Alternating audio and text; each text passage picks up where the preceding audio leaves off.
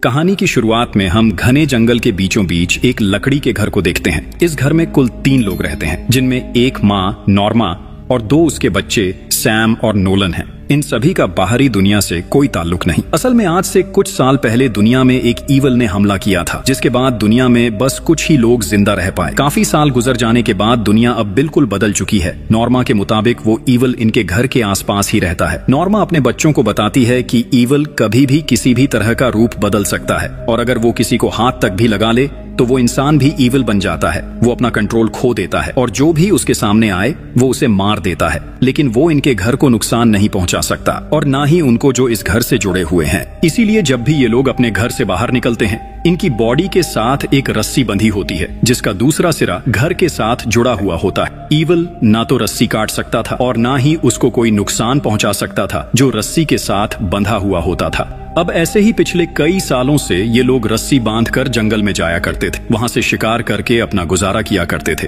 Norma के मुताबिक evil हमेशा उनका पीछा करता है और मौके की तलाश में होता है, लेकिन हैरानी की बात ये थी कि बच्चों ने आज तक ईवल को नहीं देखा। इसीलिए नॉर्मा ने बच्चों के लिए कुछ उसूल बनाए हुए थे। नॉर्मा हर शाम खाने से पहले बच्चों से वो उसूल सुनती थी, ताकि जब कभी नॉर्मा इनके बीच ना हो तो दोनों बच्चे इस जंगल में अकेले सरवाइव कर सकें। साथ ही नॉर्मा उनको कुछ कहानियां भी सुनाती थी, जिससे ईवल का डर बच्चों के दिल में बैठ जाए, ताकि वो कभी भी उसूलों की खिलाफ वर्जी न करें। नॉर्मा बच्चों को बताती है कि आपके डैड को भी ईवल ने छू लिया था, इसीलिए मजबूरन ना चाहते हुए भी मुझे उन्हें मारना पड़ा। रात को सैम और नोलन सो जाते हैं, लेकिन एक अजीब सी आवाज नॉर्मा को सोने नहीं देती। नॉर्मा को लग रहा था कि बाहर कोई है जो उसे बाहर बुला रहा है। जैसे ही नॉर्मा बाहर जाती है तो वो ईवल को भी देखती है, जो इनके घर के अंदर आने की कोशिश कर रहा था, लेकिन ईवल किसी भी हाल में घर के अंदर नहीं आ सकता था। इसीलिए नॉर्मा बिल्कुल भी घबराती नहीं, क्योंकि ये काम अब नॉर्मा के लिए बिल्कुल नॉर्मल हो चुका था। अगली सुबह ये लोग शिकार के लिए जंगल में जाते हैं। वहां से इनको जो कुछ भी मिलता था ये लोग उसका शिकार कर लेते थे,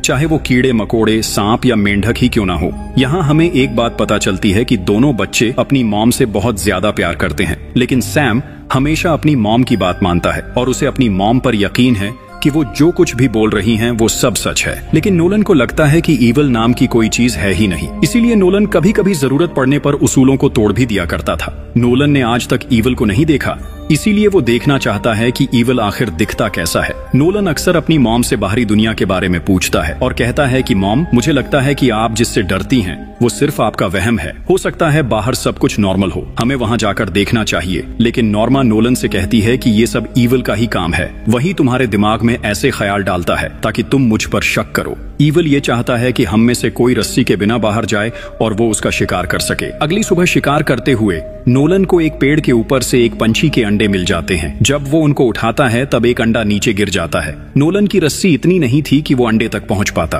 अब अगर नोलन को अंडा चाहिए तो उसे रस्सी खोलकर वहां जाना होगा। नोलन ऐसा करने ही वाला था, तभी वहां सैम आकर उसे रोक लेता है। सैम कहता है कि रस्सी खोलते ही ईवल तुम पर हमला करके तुम्हें मार देगा, इसलिए अच्छा यही है कि हम चुपचाप घर वापस चले जाएं। नोलन पहले तो कुछ नहीं कहता, लेकिन वापस जाते हुए नोलन गुस्से में आकर सैम की रस्सी पर पांव रख देता है, जिससे सैम फिसलकर नीचे गिर जाता है और उसकी रस्सी खुल जाती है। नीचे गिरते ही सैम का पांव पेड़ की शाख में फंस जाता है।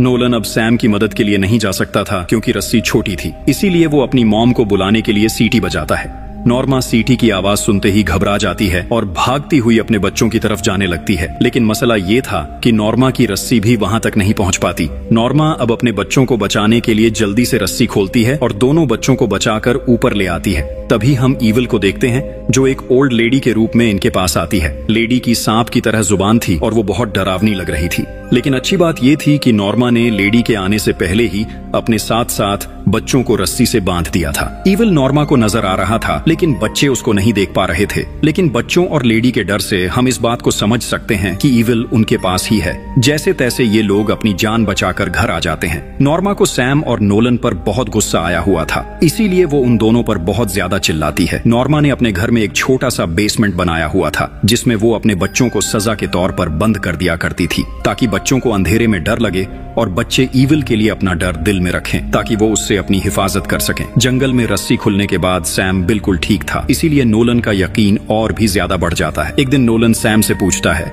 जब तुम्हारी रस्सी खुली थी तो क्या तुम्हें कुछ अजीब महसूस हुआ? तब सैम कहता है मुझे कुछ याद नहीं, लेकिन नोलन कहता है मुझे सब याद है। जब तुम्हारी रस्सी खुली थी तब कुछ भी नहीं हुआ। इसका साफ मतलब ये है कि हमारी मॉम सिर्फ वहम करती है और ईविल नाम की कोई चीज है ही नहीं। मुझे यकीन है कि बाहरी दुनिया बिल्कुल वैसे की वैसी ही है, लेकिन सैम को अपनी मॉम की बातों पर यकीन था, इसीलिए वो नोलन की बातों पर ज्यादा ध्यान नहीं देता।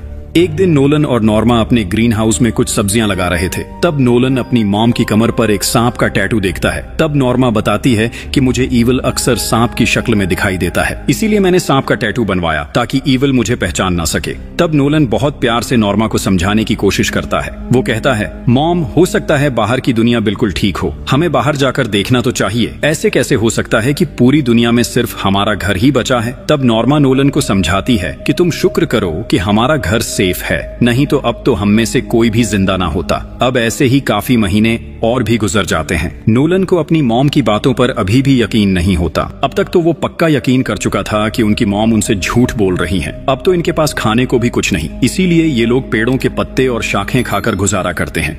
एक रात नोलन सैम को फोर्स करता है कि हमें यहाँ से निकलना होगा। मुझे यकीन है कि बाहर कोई भी खतरा नहीं, लेकिन सैम कहता है कि हम मॉम को ऐसे अकेला नहीं छोड़ सकते। तब नोलन कहता है अगर हम यहाँ रहे तो हम भूख से मर जाएंगे। इससे बेहतर यही है कि हम यहाँ से निकलें और अपनी मॉम के लिए भी कुछ ला सकें। अब इन दोनों की सारी बातें नॉर्मा बाहर खड़ी होकर सुन रही थी। अगली सुबह नॉर्मा अपने बच्चों को एक पुराना कैमरा और साथ कुछ पिक्चर्स दिखाती है। इसके बाद नॉर्मा अपने साथ बच्चों की भी एक पिक्चर बनाती है, क्योंकि उसे भी लग रहा था कि अब उसके बच्चे उसे छोड़कर चले जाएंगे।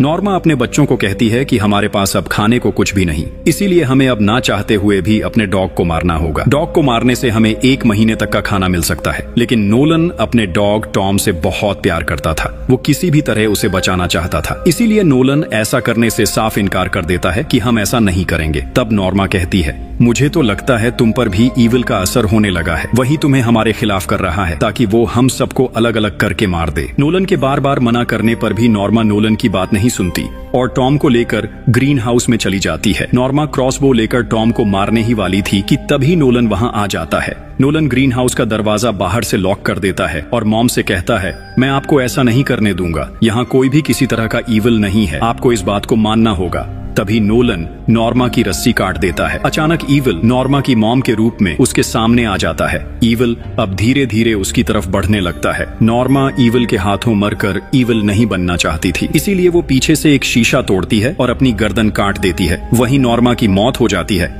सैम देखता है कि नोलन ने मॉम की रस्सी काट दी थी, इसीलिए वो भागता हुआ मॉम की तरफ जाता है, लेकिन अब तक बहुत देर हो चुकी थी। सैम अपनी मॉम को मरा हुआ देखकर अंदर से टूट जाता है। वो बहुत ज्यादा रोता है। अब तक तो नोलन भी समझ चुका था कि उससे बहुत बड़ी गलती हो चुकी है, उसकी वजह से उसकी मॉम अब इस दुनिया में नहीं रही। नोलन को भी अब यकीन हो चुका था कि वाकई ईविल कितना खतरनाक है, उसने हमारी मॉम को ही मार दिया। सैम अपनी मॉम के मरने के बाद बहुत ज्यादा बीमार हो चुका था, क्योंकि उनका ख्याल रखने वाला अब कोई भी नहीं था। इनके पास अब खाना भी नहीं था, यानी इनका सरवाइव करना और भी ज्यादा मुश्किल हो चुका था। एक दिन सैम तबीयत खराब होने की वजह से घर ही था, इसीलिए नोलन अकेला ही शिकार के लिए जंगल में चला जाता है। आगे जाते हुए नोलन को एक रोड नजर आता है। तब नोलन मदद के लिए चिल्लाता है कि शायद कोई इधर हो और वो इनकी मदद करे, लेकिन काफी देर तक वहाँ कोई भी नहीं आता, इसीलिए नोलन उदास होकर घर वापस जाने लगता है। नोलन अंदर जाने ही वाला था, तभी उसे किसी की आवाज आती है। वहाँ एक आदमी आता है और नोलन से कहता है मैं रोड से गुजर रहा था, तभी मुझे तुम्हारी आवाज सुनाई दी, तुम मदद के लिए आवाज लगा रहे थे, क्या तुम ठीक हो? नोलन को लगता है ये ईविल ही है जो आदमी के रूप में उसको अपने बहकावे में लाने की कोशिश कर रहा है। तभी बीमार हालत में सैम अपनी मॉम का क्रॉसबो लेकर बाहर आता है और आदमी को पॉइंट कर लेता है। आदमी समझाने की कोशिश करता है कि मैं तो तुम्हारी मदद के लिए यहाँ आया हूँ, अगर तुम्हें मदद नहीं चाहिए तो मैं चुपचाप यहाँ से चला जाता हूँ। जैसे ही वो आदमी वहाँ से जाने वाला था, तभी सैम उस पर क्रॉसबो चला देता है, जिससे आदमी को बहुत गहरी चोट आ जाती है। आदमी रेंगते रेंगते जंगल में चला जाता है। नोलन आदमी के पास एक बैग देख लेता है, इसीलिए वो जंगल में उसके पीछे जाता है। आदमी अपनी आखिरी सांसें लेते लेते मदद के लिए कॉल कर देता है। नोलन जल्दी से आदमी से बैग छीनकर अपने घर ले आता है, जिसमें से उन्हें बहुत सारा खाने का सामान मिल जाता है। इस बात से इन्हें एहसास होता है कि इन्होंने एक बेगुनाह इंसान को मार दिया। खैर, काफी दिनों बाद इन्हें खाने का सामान मिलता है, तो ये दोनों खाने पर टूट पड़ते हैं। रात को इन्हें एक बच्ची की आवाज सुनाई देती है। बच्ची इनको बताती है मेरे डैड किसी की मदद के लिए जंगल में आए थे, लेकिन काफी घंटे गुजर जाने के बाद भी वो वापस नहीं आए। सैम भी लड़की को सब सच बता देता है। मुझे लगा था कि वो एक ईविल है, इसीलिए मैंने गलती से उन पर क्रॉसबो चलाकर उनको मार दिया। ये सुनते ही लड़की बहुत ज्यादा डर जाती है और वहाँ से भागने लगती है। सैम भी अब लड़की का पीछा करता है, लेकिन थोड़ा ही दूर जाने पर सैम को एहसास होता है कि वो जंगल में बिल्कुल अकेला है। तभी उसे अपने आसपास ईविल दिखाई देने लगता है। सीन कट होता है और हम नोलन को देखते हैं जो सैम की तलाश में जंगल में जाता है। नोलन को ऐसा लगता है कि ईविल ने सैम को अपने कंट्रोल में कर लिया है। काफी देर तक सैम को ढूंढने पर जब नोलन को सैम नहीं मिलता तो निराश होकर नोलन घर लौट आता है। तभी उसे सैम दिखाई देता है जो एक तरफ मुंह करके गुमसुम बैठा हुआ था। सैम नोलन को मारने की कोशिश करता है और देखते ही देखते घर को आग भी लगा देता है। सैम ने नोलन को अंदर ही लॉक कर दिया था। तभी नोलन घर के बेसमेंट में चला जाता है। पूरा घर आग की लपट में आकर जल जाता है। थोड़ी ही देर में रेस्क्यू वाले भी वहां पहुंच जाते हैं। बेसमेंट में होने की वजह से नोलन की जान बच जाती है। नोलन जो कह रहा था वो बिल्कुल सच था। दुनिया बिल्कुल वैसे की वैसी ही थी। उनकी मॉम ने उन्हें कैद में रखा हुआ था। इसके बाद हम जंगल के अंदर नॉर्मा का पुराना कैमरा देखते हैं जहां सैम की एक पिक्चर भी थी। उस पिक्चर में सैम के कंधे पर ईविल का हाथ था, जिससे हमें पता चलता है कि ईविल सच में एग्जिस्ट करता था, लेकिन सिर्फ उनकी फैमिली पर ही। इसीलिए उनकी मॉम ने उन्हें दुनिया से दूर रखा हुआ था ताकि ईविल बाहरी दुनिया में जाकर पूरी दुनिया को अपना शिकार ना बना सके। क्योंकि अगर ईविल इनके साथ जंगल से बाहर जाता तो वो औरों को भी नुकसान पहुंचाता, जिससे एक एक करके सारी दुनिया ईविल का शिकार हो जाती। लेकिन अब सैम के साथ ईविल भी जंगल से बाहर निकल चुका था, तो शायद अब ईविल बाहरी दुनिया में भी नुकसान करे। और इसी के साथ मूवी यहीं खत्म हो जाती है। आपको मूवी कैसी लगी कमेंट्स में जरूर बताना। Thanks for watching.